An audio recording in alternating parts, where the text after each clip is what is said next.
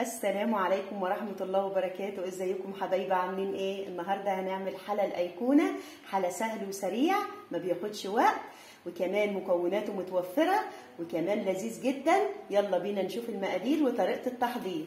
معايا هنا 9 كوبايات من الحليب السائل، ومعايا 6 بواكي من الكريم كراميل. معايا 6 بواكي من الكريم كراميل على 9 كوبايات من الحليب. يعني كل كيس كريم كراميل هياخد 1.5 كوباية من الحليب. طبعا انتوا شايفين لونه اصفر كده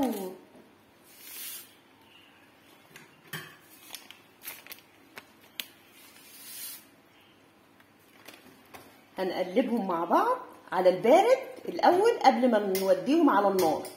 هنقلبهم كويس جدا قبل ما نوديهم على النار لحد ما يدوبوا كويس جدا.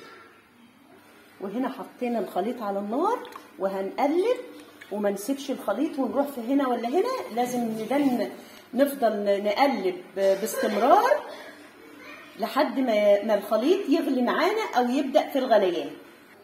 واهو يا حبايبي بدأ في الغليان، وانا دلوقتي هسيبه 10 دقايق واروح للخطوة التانية.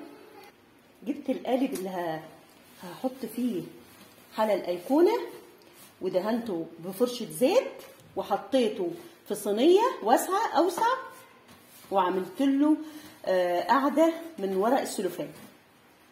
وانا عندي هنا خليط من الفاكهة، موز على عنب على مانجا. طبعا اي فاكهة تفضليها تحطيه، مش لازم اللي انا حطاه ده.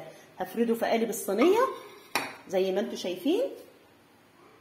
وبعد ما الخليط اللي عملناه على النار هدي شويه، ببدا انزل على على الصينيه وعلى الفاكهه زي ما انتوا شايفين. المنظر بسم الله ما شاء الله يطلع حلا ولا اروع من كده باذن الله.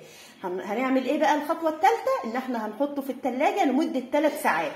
بعد ال3 ساعات هنشوف المنظر هيبقى ايه.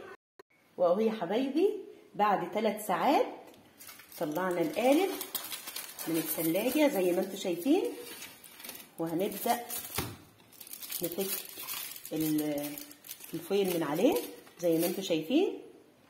وهي يا حبايبي هنزل عليها بصوص الكراميل زي ما انتوا شايفين. ما شاء الله تبارك الله، المنظر تحفة يا جماعة.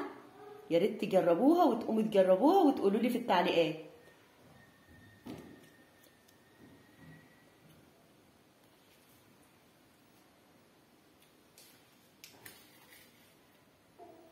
ودلوقتي هنقطعها